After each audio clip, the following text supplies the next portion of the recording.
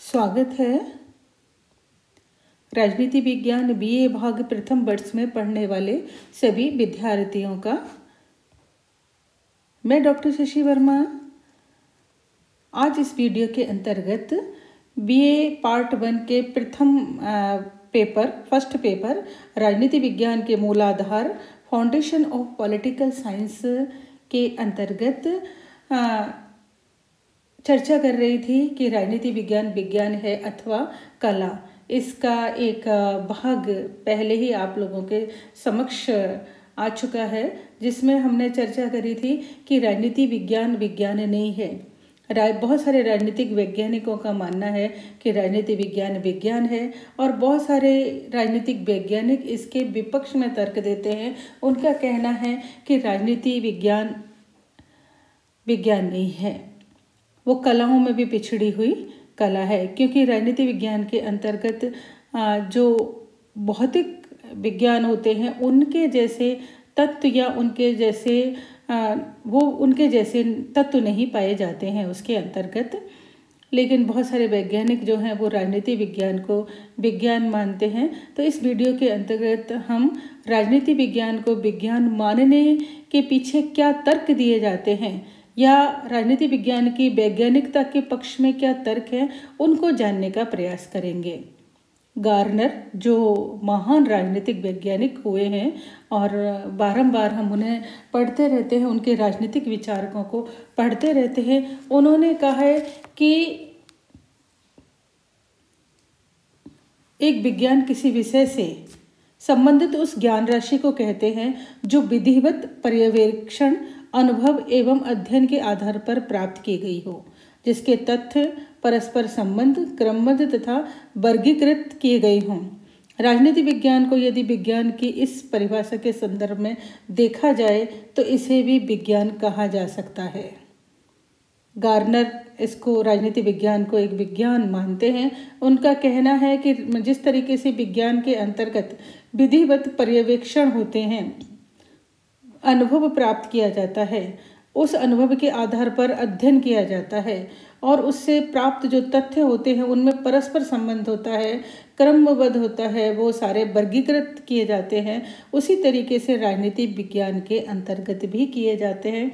अतः हम राजनीति विज्ञान को विज्ञान मानते हैं। आगे जो उन्होंने कहा है कि राजनीति विज्ञान या कहिए कि विज्ञान को विज्ञान मानने के पीछे क्या कारण है, उस कसौटी पर हम राजनीति विज्ञान को कसते हैं, उन कसौटी पर हम परखते हैं राजनीति विज्ञान को कि राजनीति विज्ञान विज्ञान है अथवा नहीं।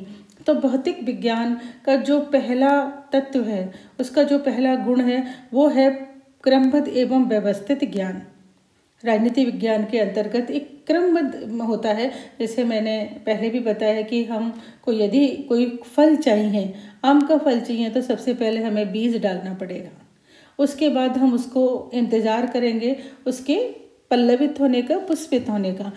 हम उसके लिए उसमें पानी डालेंगे, खाद डालेंगे, बराबर उसकी देखभाल करते रहेंगे। उसके बाद वो कई सालों बाद हमें एक पेड़ के रूप में प्राप्त होगा। फिर इसमें फूल आएंगे और उसमें फल आएंगे। तो इसी तरीके से मतलब एक क्रमबद्ध था और व्यवस्थित था।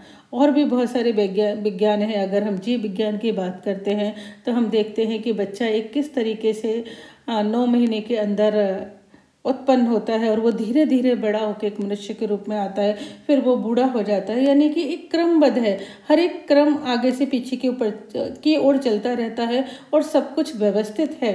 तो क्या राजनीति विज्ञान के अंतर्गत भी सब कुछ व्यवस्थित है, क्रमबद्ध है? हाँ, यदि हम राजनीति विज्ञान के अंदर हम राज्य की बात करते हैं, सरकार की बात करते हैं, राजनीतिक संस्थाओं की बात करते हैं, धारणा और विचारों की बात करते हैं, तो निश्चित ही ये क्रमबद्ध है। सरकार की बात करते हैं तो हम देखते हैं कि हमारे यहाँ लोकतंत्रात्मक शासन है। लोकतंत्रात्मक शासन के अंतर्गत जनता का शासन होता है, जनता के लिए होता है, जनता के द्वारा होता है। तो यदि हमें सरकार को चुनना है तो लोकतंत्र के अंतर्गत सबसे पहले हमें अपने प्रतिनिधि को खड़ा करना पड़ेगा चुनाव के लिए। उसके बाद जनता जो है वो मतदान करेगी, अपने मत को देगी। जिस भी व्यक्ति को, जिस भी प्रतिनिधि को सबसे ज़्यादा मत प्राप्त होंगे वो विजय घोषित होगा। उसके बाद एक दल को सब बहुमत मिलेगा, या जिस दल को बहुमत प्राप्त होगा उसका जो नेता होगा वो प्रधानमंत्री होगा। फिर उसमें से मंत्रिमंडल चुना जाएगा।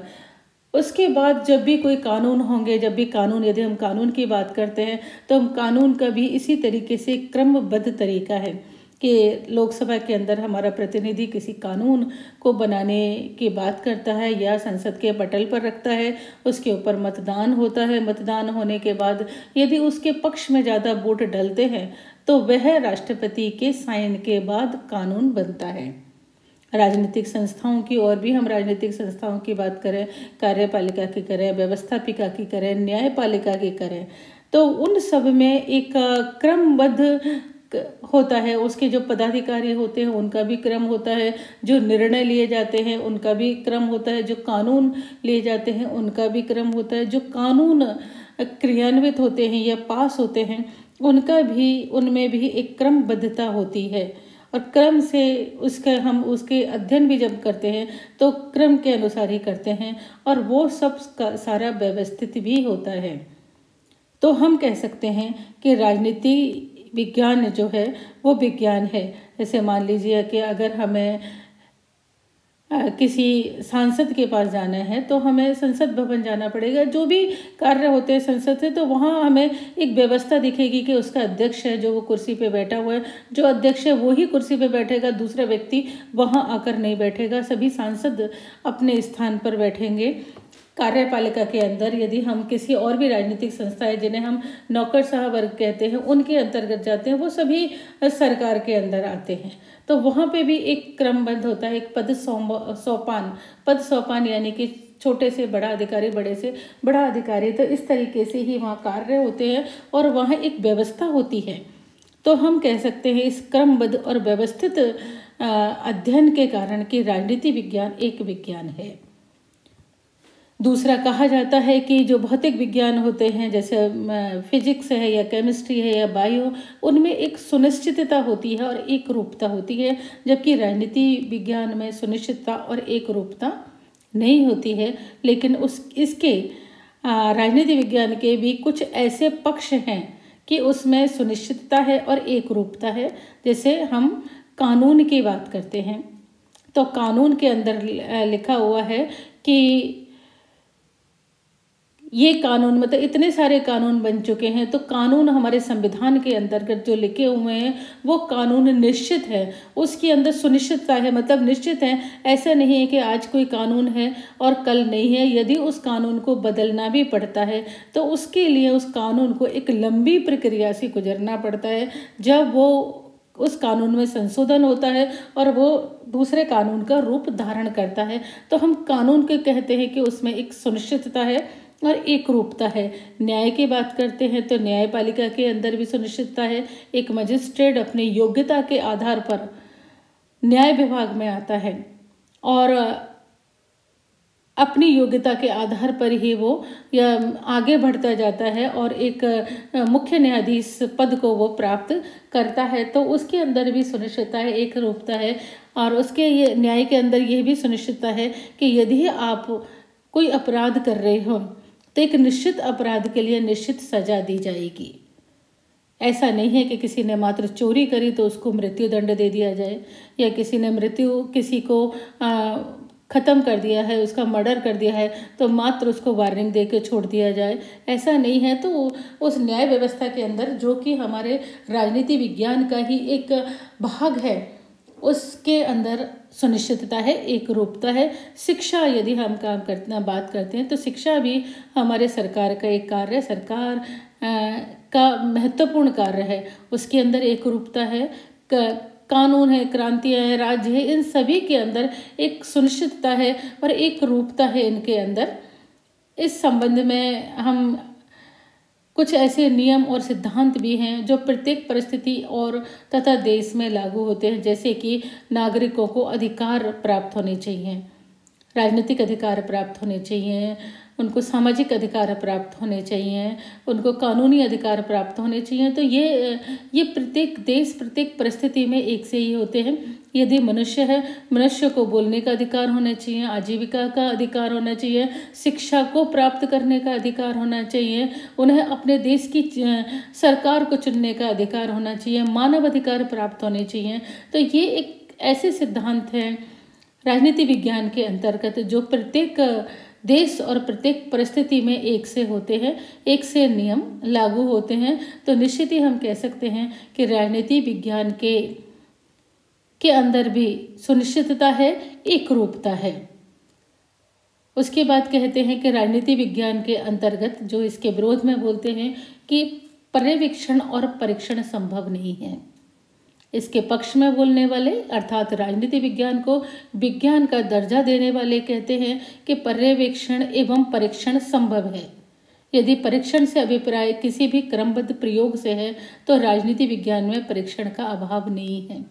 यदि भी राजनीति विज्ञान पदार्थ जो विज्ञान होते हैं उनकी तरह, पदार्थ विज्ञानों की तरह उनका अध्ययन, राजनीति विज्ञान का अध्ययन एक प्रयोगशाला में बैठकर नहीं किया जाता।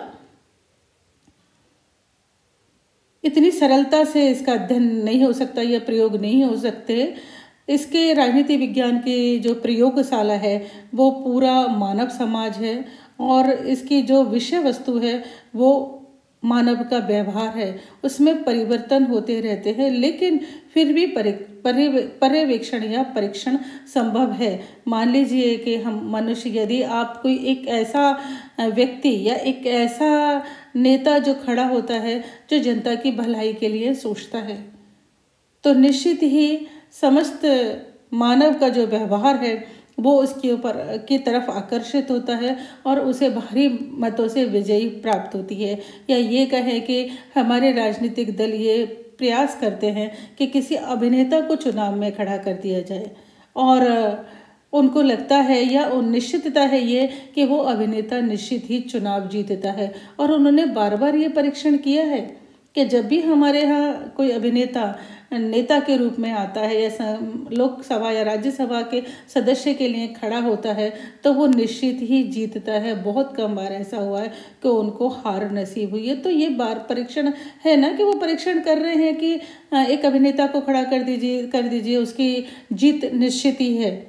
तो इस तरीके से पर्यवेक्षण और परीक्षण भी हमारे राजनीति विज्ञान के अंतर्गत होते हैं। उतने सटीक नहीं होते जितने पदार्थ विज्ञानों के अंतर्गत होते हैं, लेकिन फिर भी संभव है।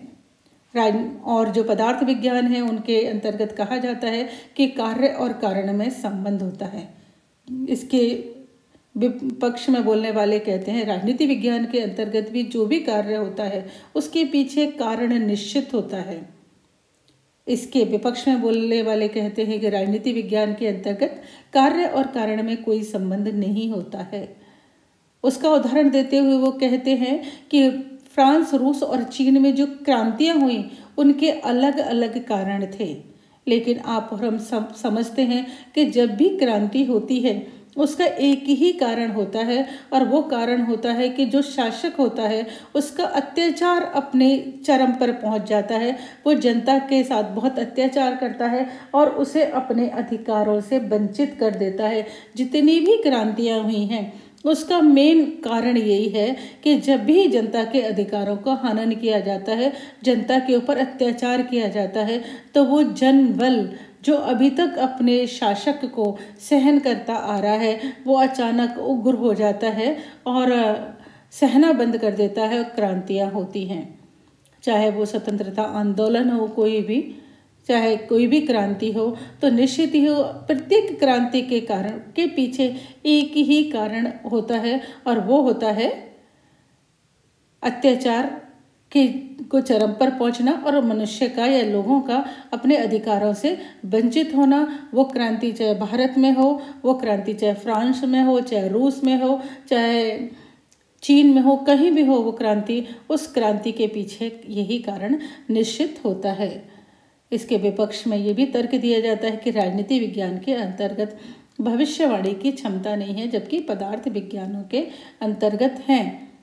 पदार्थ विज्ञानों के अंतर्गत भी हम देखते हैं कि बहुत बार जो भविष्यवाणियाँ होती हैं उसके निष्कर्ष गलत निकलते हैं और बार बार ये कहा जाता है, ब्लेम किया जाता है कि मौसम विभाग द्वारा जो भविष्यवाणियाँ की जाती हैं वो प्राय गलत होती हैं। हमेशा गलत नहीं होती, प्राय गलत होती हैं। उसे भी हम विज्ञान मानते हैं। तो राजनीति विज्ञान के अंतर्गत भी जो भविष्यवाणियाँ होती हैं वो बहुत कुछ सच होती हैं। भविष्यवाणियाँ जैसे मान लीजिए कि यदि हमारा कोई प्रतिनिधि जिसको हमने वोट देकर विजय प्राप्त किया है, यदि वो हमारे लिए अच्छा कार्य करता है, जन कल्याण का कार्य करता है, तो हम भविष्यवाणियाँ की जाती है कि यह दोबारा जीतेगा। या हम भविष्यवाणी कर सकते हैं कि आगे आने वाली जो सरकार है वो किसकी होगी, कौन नेता बनेगा। तो इस तरीके की बहुत बार भविष्यवाणी की जाती है कि अब आगे आने वाले टाइम में किस तरीके के कानूनों का निर्माण किया जाएगा। ये भी भविष्यवाणियाँ होती हैं। जब कानून को लेके आया जाता है उसके ऊपर भी बहुत सारी चर्चाएं होती हैं, वो भी भविष्यवाणियाँ की तरह होती हैं। तो हम कह सकते हैं कि राजनीति विज्ञान को हम विज्ञान मान सकते हैं। हम उसे मौसम विज्ञान की तरह मान सकते हैं। जिस प्रकार नैतिकता यानी मोरल साइंस होता है, उसी तरीके से उसी भाव में हम राजनीति विज्ञान को विज्ञान मान सकते हैं। क्योंकि मनुष्य जो है वो एक प्राणी जो है उसका वो उस वैज्ञानिकता की ओर ही है वो। और चूंकि राजनीति मनुष्य के व्यवहार से प्रभावित होती है, तो उस मनुष्य का व्यवहार जो है वो कहीं ना कहीं एक क्रमबद्ध होता है और व्यवस्थित होता है। 100% तो नहीं, 100% तो किसी भी चीज़ में नहीं होता, लेकिन हाँ कुछ हद तक होता है। तो इसको राजनीति विज्ञान को विज्ञान मानने वाले कहते हैं कि हम उसमें सभी पदार्थ जो विज्ञान हैं उन सब के तत्व मौजूद हैं, इसलिए हम राजनीति विज्ञान को विज्ञान कह सकते हैं। सभी विद्यार्थियों का धन्यवाद।